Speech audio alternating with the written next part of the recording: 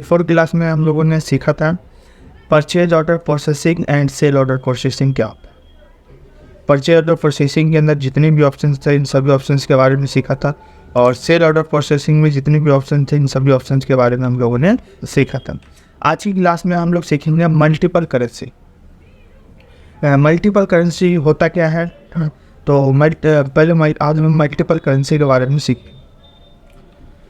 Multiple currency होता है कि अभी तक हम लोगों ने जो भी किया वो सामान हम लोगों ने किस में खरीदा, रुपए में हम लोग खरीदते हुए आए थे। ठीक है, अगर हमें कोई सामान डॉलर में या पाउंड में खरीदना हो या फिर किसी अदर कंट्री के मतलब अलग अलग कंट्री का अलग अलग क्या चलता है, रुपये चलता है। और यूएसए में क्या चलता है, तो डॉलर चलता है ना। यूरोप में पाउंड चलता है। अलग अलग कंट्री का क्या होता है, अलग अलग सिम्बल्स होते हैं। ठीक है, तो अगर हमें कोई दूसरे सिंबल में अगर हमें सामान खरीदना हो तो खरीदना या बेचना हो तो हम कैसे खरीद और बेच सकते हैं।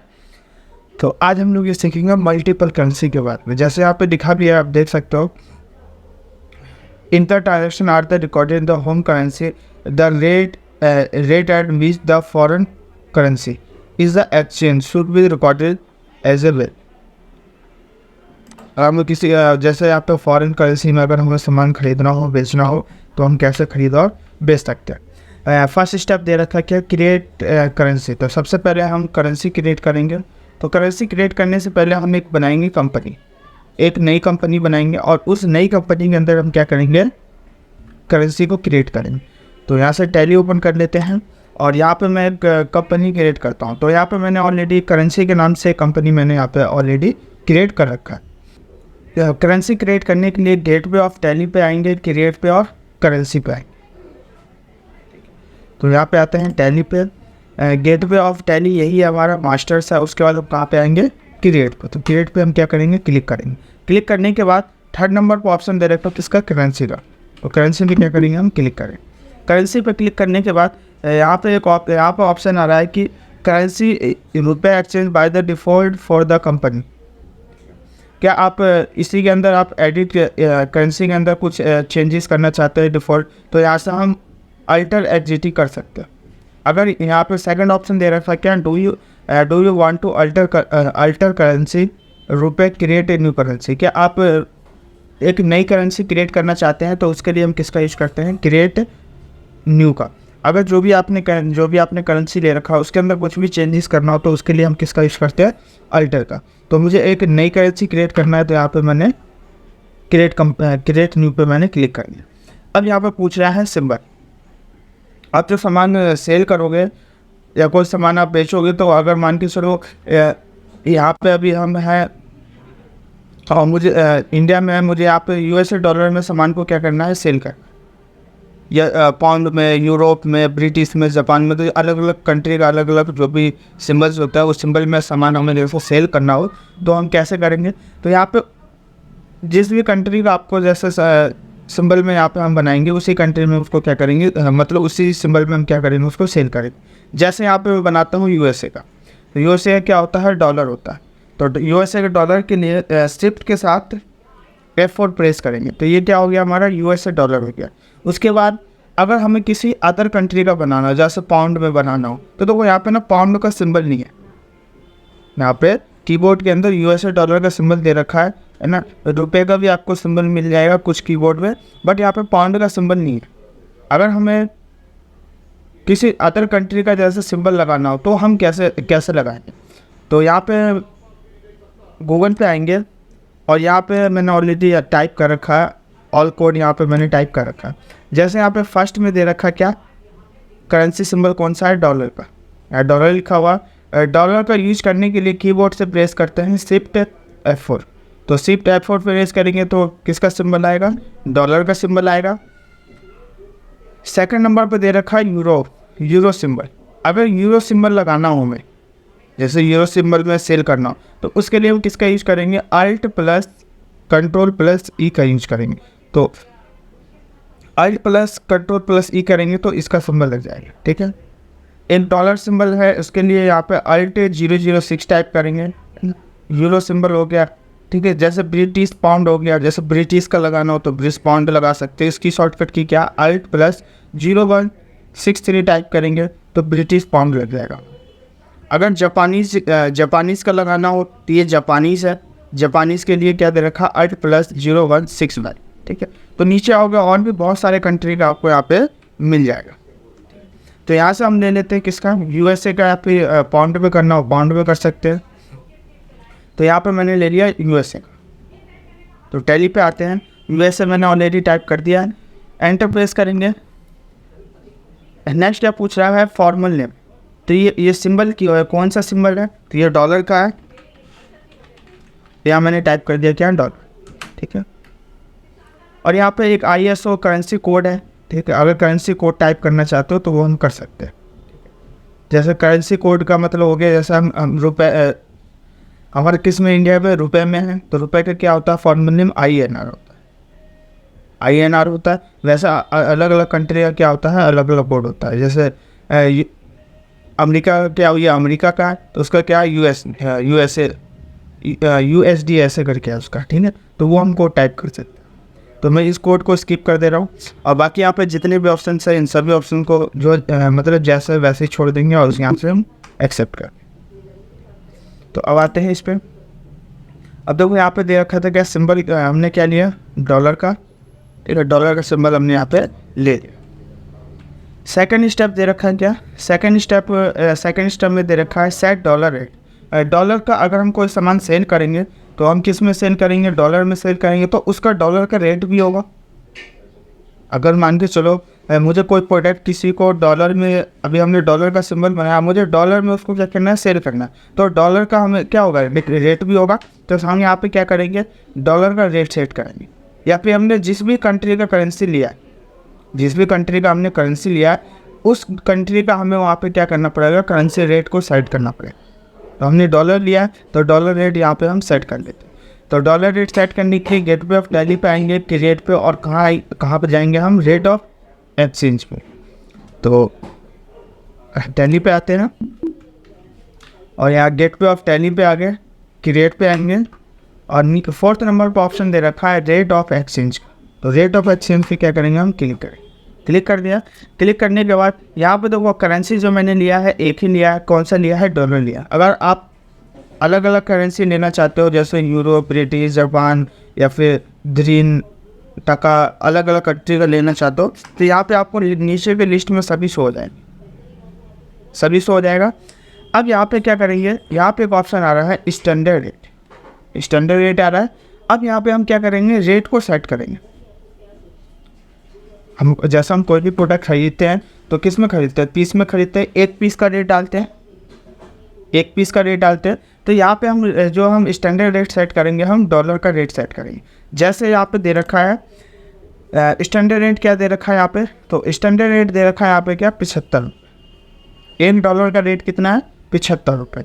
तो ये स्लाइड जो थोड़ा पुराना स्लाइड है, तो अभी का करंट में चेक कर लेते हैं कि करंट में रेट क्या चल रहा है, $1 का रेट करंट में क्या चल रहा है। तो अब यहाँ पे आते हैं, रेट को चेक करने के लिए यहाँ पे आते हैं USD टू INR। यहाँ पे USD हो गया USA का, और INR हो गया इंडियन रुपीज। इसका पूरा फुल फॉर्म है ना, यूनाइटेड यू से यूनाइटेड स्टेट और D से डॉलर, और INR का क्या हो गया, इंडियन रुपीज़। यहाँ एंटर प्रेस किया। तो अभी जो करंट में रेट चल रहा है $1 का, उसको इंडियन रुपीज़ में कन्वर्ट करेंगे तो कितना बनेगा, 83.34 रुपये। अभी इसको हम कन्वर्ट करेंगे इसमें तो कितना होगा, 83.84 $1 का रेट है। तो अब यहाँ पे आते हैं टैली पे। अब यहाँ पे रेट सेट करते हैं। रेट में हमने दे दिया कितना, 83.34 यही है। इसको हमने क्या कर दिया, यहाँ पे सेट कर दिया। अब यहाँ पे एक ऑप्शन आ रहा है किसका, सेलिंग रेट और बाइंग रेट। सेलिंग रेट होता है कि किस रेट में आप बेचना चाहते हो, ठीक है, और बाइंग रेट किस रेट में आप खरीदना चाहते हो। तो हम यहाँ पे इसको सेट नहीं करेंगे, हम डायरेक्ट जहाँ पे सेल करेंगे वहीं पे रेट को हम क्या करेंगे, सेट करेंगे। तो बट यहाँ पे दे रखा है कि आप यहाँ पे भी सेट कर सकते हो। जैसे यहाँ दे रखा है कि सेलिंग रेट कितना है, 80 रुपये का सेल किया है, ठीक है, और बाइंग रेट कितने का खरीदा है, 73 रुपये का खरीदा है। ₹73 का क्या कर दिया उसने ख़रीदा है, और बेचा कितने का है, ₹80 का। और यहाँ पे स्टैंडर्ड रेट जो है $1 का रेट कितना है, तो ₹75। ठीक है, बट अगर आप यहाँ सेट करना चाहते हो तो यहाँ भी कर सकते हो। अगर डायरेक्ट आप वहीं जहाँ से हम सेल करेंगे वहाँ सेट करना चाहते हो तो वहाँ भी हम क्या कर सकते हैं, इसको सेट कर सकते हैं। अब आते हैं इसको यहीं पे स्किप कर देते हैं और यहाँ से एंटर प्रेस करके उसको हमने क्या कर दिया, एक्सेप्ट कर दिया। एक्सेप्ट करने के बाद थर्ड स्टेप दे रखा क्या, क्रिएट पार्टी। अब यहाँ पे हम क्या करेंगे, पार्टी का लेजर बनाएंगे। किसका, तो यहाँ दे रखा क्रेडिटर एंड डेबिटर का, सप्लायर का और कस्टमर का, और फिर लेजर क्रिएट करेंगे परचेज और सेल का। तो टैली पे आते हैं और यहाँ पे लेजर क्रिएट कर देते हैं। लेजर क्रिएट करने के लिए क्रिएट पे आएंगे और लेजर पे आएंगे। यहाँ पे मैं सबसे पहले परचेज का लेजर क्रिएट कर लेता हूँ। परचेज अकाउंट, परचेज के अंदर में क्या आता है, परचेज, और एक लेजर बना लेता हूँ सेल का। तो सेल के अंदर में क्या आता है, सेल अकाउंट। तो परचेज और सेल का लेजर यहाँ पे बना लिया। उसके बाद हम बनाएंगे सप्लायर और कस्टमर। सप्लायर का नाम दे दिया अमित कुमार संडी क्रिएटर, और एक कस्टमर है सुरेश। कस्टमर के अंदर भी क्या आता है, संजय डेफ्टे। तो यहाँ पे हमने लेजर भी बना लिया सप्लायर का और कस्टमर का, परचेज और सेट का। फोर्थ स्टेप दे रखा है create item and unit for purchase and sale. यहाँ पे दे रखा है आइटम बनाने के लिए, उसका परचेज और क्या करेंगे, उसको सेल करें। ठीक, तो अब आते हैं यहाँ पे टैली पे, और यहाँ पे अब आइटम बना देंगे। हम डायरेक्ट भी आइटम बना सकते हैं परचेज वाउचर पे जाने के बाद, और यहाँ से बनाना है तो हम यहाँ से भी बना सकते हैं। इसमें ले लिया हमने क्या, माउस, और यहाँ पे आएंगे यूनिट बनाएंगे क्रिएट कर। माउस किसमें मिलता है, तो 20। इसको यहाँ से हमने एक्सेप्ट। तो यहाँ पे मैं एक ही आइटम ले रहा हूँ, अगर और भी आइटम लेना है तो और भी आइटम हम बना सकते हैं, बट मैं एक ही आइटम ले रहा हूँ। फिफ्थ पाँचवा स्टेप दे रखा है क्या, परचेज वाउचर पे आएंगे। ये कह रहा है परचेज करने के लिए, यहाँ पे परचेज करने के लिए पहले सामान खरीदेंगे, उसके बाद हम क्या करेंगे, सेल करेंगे। यहाँ पे आते हैं टैली पे, और यहाँ पे आएंगे हम किस पे, वाउचर पे, और वाउचर पे आने के बाद यहाँ से आएंगे हम किस पे, परचेज वाउचर। परचेज वाउचर पे क्या करेंगे, हम क्लिक करेंगे। क्लिक करने के बाद अब यहाँ पे क्या पूछ रहा है, सप्लाई इनवॉइस नंबर। तो यहाँ पे सप्लाई इनवॉइस नंबर दे दिया हमने। फर्स्ट सप्लायर का नाम क्या है, अमित कुमार। परचेज अकाउंट दे दिया, और यहाँ से क्या ले लिया हमने, माउस ले लिया। कितना माउस खरीद रहे हैं, तो यहाँ पे हम खरीद रहे हैं 10 माउस। ठीक है, एक माउस का रेट कितना है, तो एक माउस का रेट है यहाँ पे, जैसे मैंने कर दिया 200। देखो यहाँ पे एक माउस का रेट कितना आ रहा है, 200 रुपये। ठीक है, बट मुझे जो खरीदना है किसमें, डॉलर में ही खरीदना है, डॉलर में ही क्या करना, मुझे बेचना है। मुझे पीस में नहीं खरीदना। यहाँ पे किस में आ रहा है, एक पीस का रेट दिखा रहा है, बट मुझे यहाँ पे डॉलर में ही खरीदना है, डॉलर में बेचना है। तो अब यहाँ पे आते हैं फिर से बैक, और ये जो अमाउंट लिखा है इसको हम डिलीट कर देते हैं। डिलीट कर दिया। अब यहाँ पे 200 लिख दिया, और यहाँ पे हम प्रेस करेंगे क्या, शिफ्ट के साथ F4, यहाँ पर डॉलर लगा दिया। ठीक है, तो देखो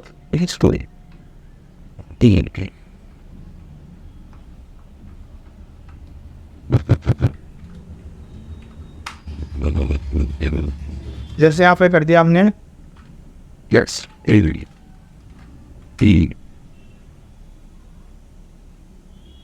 ठीक है। जैसे यहाँ पे हमने दे दिया कितना, 80, मतलब $1 का रेट कितना है, 80 रुपये। $1 का रेट 80 रुपये किया हमने। अब इसको यहाँ पे एंटर प्रेस करते हैं। तो जैसे ही एंटर प्रेस किया तो यहाँ पे एक ऑप्शन आ रहा है किसका, रेंट का, रेट ऑफ एक्सचेंज, और यहाँ पे क्या आ रहा है, रेट ही। ठीक है,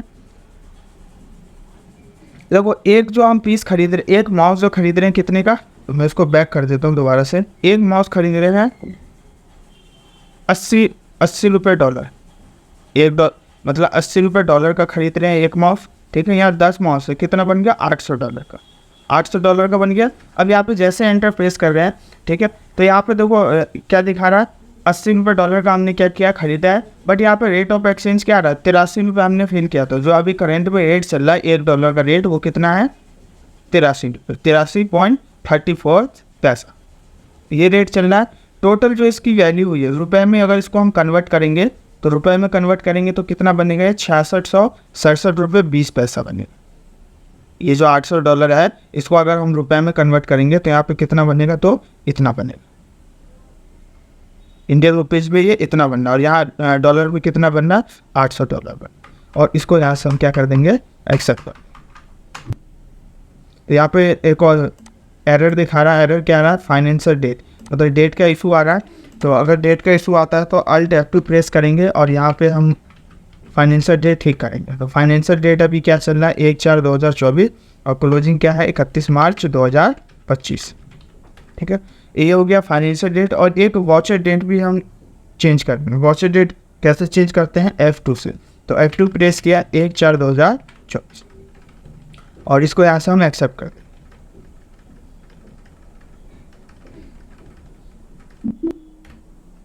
एक्सेप्ट कर दिया।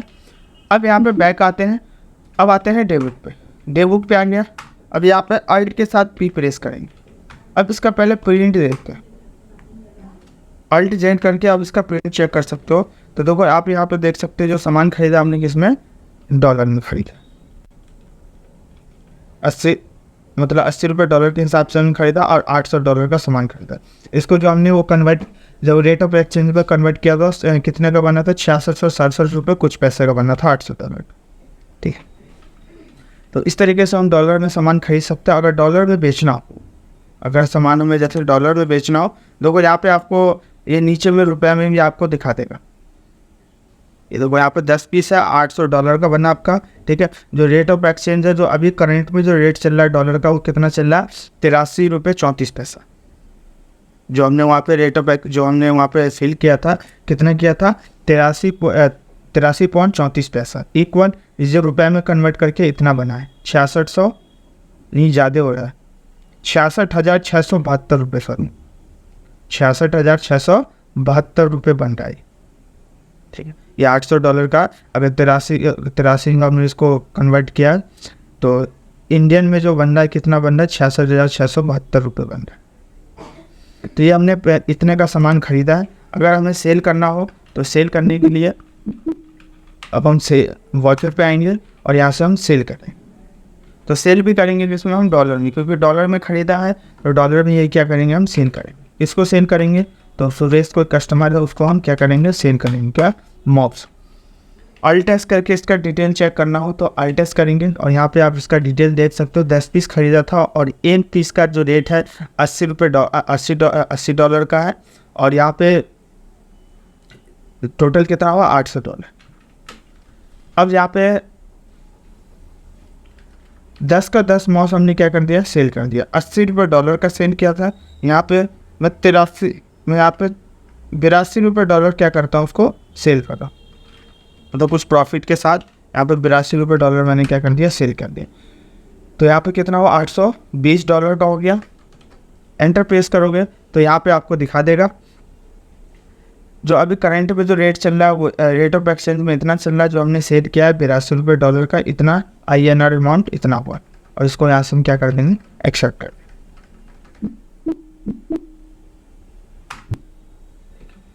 अब इसका प्रिंट देखना हो तो वहीं आएंगे डेबुक पे और सीन पे आएंगे और Alt प्रेस करेंगे और एंटर, और चेंज डब्ल्यू पे और Alt Z करके यहाँ से हम उसका डिटेल चेक कर सकते। ठीक है, तो इसी को कहते हैं मल्टीपल करेंसी। ये सामान करेंसी में खरीदना हो, बेचना हो तो हम खरीदो बेच सकते। तो एक बार पूछ लेता हूँ, क्लियर है सब लोगों को? सर एक बार और बता दोगे थोड़ा सा मेरे को, मैं थोड़ी अभी ज्वाइन कर पाई हूँ, आप थोड़ा सा लेट हो बीच में। देखो इसके लिए यहाँ पे स्टेप दे रखा है। करेंसी होता क्या है, तो करेंसी होता है हमारा कि अगर हमें अभी तक जो हम सामान खरीद रहे थे, बेच रहे थे, वो हम किस में कर रहे थे, रुपए में खरीद रहे थे और बेच रहे थे। अगर हमें डॉलर में खरीदना हो या फिर हमें किसी भी दूसरे करेंसी में सामान खरीदना हो, बेचना हो, तो हम कैसे करेंगे। तो यहाँ पे देखो फर्स्ट स्टेप दे रखा है कि गेटवे ऑफ टैली क्रिएट पे आने के बाद करेंसी पे आएंगे और यहाँ पे जिस भी सिंबल में आपको सामान खरीदना हो, बेचना हो, अगर जिस भी करेंसी में सामान आपको खरीदना बेचना हो वो करेंसी आपको वहाँ पे लिख वहाँ पे आपको देना पड़ेगा। तो कैसे देंगे, यहाँ पे टैली पे आएंगे, क्रिएट पे, और नीचे में ऑप्शन है करेंसी का, करेंसी पे आएंगे और यहाँ पे वो करेंसी आपको टाइप करना पड़ेगा, वो करेंसी आपको यहाँ पे टाइप करना पड़ेगा। जैसे मुझे आपकी बार जो खरीदना बेचना, तो ये डॉलर है, डॉलर ले लिया यहाँ पे, तो डॉलर देखो मैंने बना रखा है, तो इस वजह से ये यहाँ पे ऑलरेडी मतलब दोबारा नहीं लेगा। तो टैली में एक बार में हम एक ही चीज़ का एंट्री करते हैं। तो डॉलर देखो यहाँ पे कोई भी सिंबल लोगे यहाँ पे लेने के बाद, उसके बाद यहाँ से आपको क्या करना है, एक्सेप्ट करना है। एक्सेप्ट करने के बाद ठीक है, फिर आएंगे हम क्रिएट पे, और यहाँ पे एक ऑप्शन है रेट ऑफ एक्सचेंज पे। ठीक है, यहाँ पे हम क्या करेंगे, उसका रेट ऑफ एक्सचेंज यहाँ पे सेट करें, उसका हम क्या करेंगे, रेट ऑफ एक्सचेंज को सेट करेंगे। जैसे यहाँ पे जो अभी करंट में जो रेट चल रहा है, कितना चल रहा है, $1 का रेट चल रहा है 83 रुपये 34 पैसा। चेक करना हो तो यहाँ पे आ जाओ, और यहाँ पे आप किसी और अदर कंट्री का भी करना हो वो भी कर सकते हो। जैसे मुझे करना है किसका, तो मुझे करना है यूरो का। जैसे मैंने कर दिया euro to INR, enter press करेंगे तो यहाँ पे देखो 1 यूरो की जो वैल्यू है 89.12 पैसा। अगर इंडियन रुपीज़ में कन्वर्ट करेंगे तो इतना बन रहा है। ठीक है, एक आता है जैसे टका, देखो तो यहाँ पे इसका एक टका की जो वैल्यू है इंडियन रुपीज़ में 0.76 पैसा, मतलब रुपीज़ में बन रहा है। ठीक, तो अगर किसी भी कंट्री का यहाँ पे आपको उसका $1 है उसको रुपये में कन्वर्ट करना, तो यहाँ पे सर्च करके हम कन्वर्ट कर सकते हैं। कन्वर्ट करने के बाद यहाँ पे जो भी स्टैंडर्ड रेट में उसका रेट ऑफ एक्सचेंज बनेगा वो टाइप करना, उसको यहाँ पे एक्सेप्ट करना। एक्सेप्ट करने के बाद फिर हमें यहाँ पे क्या करना है, परचेज और सेल करना, सामान खरीदना और बेचना, किसी में डॉलर में या जो भी अदर सिंबल लिया उसमें खरीदना, आपको उसमें बेचना। ठीक है जी, हाँ, तो ऐसे करना है इसको। आगे कंटिन्यू करें। ठीक है सर। हाँ जी सर।